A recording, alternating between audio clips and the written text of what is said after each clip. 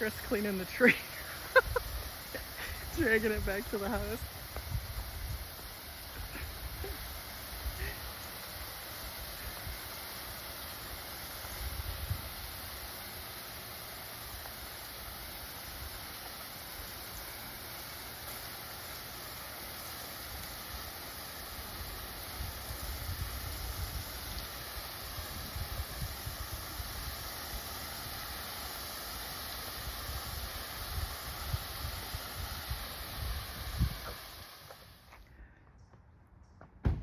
That's a beaut, Clark. A little dry, a lot of sap.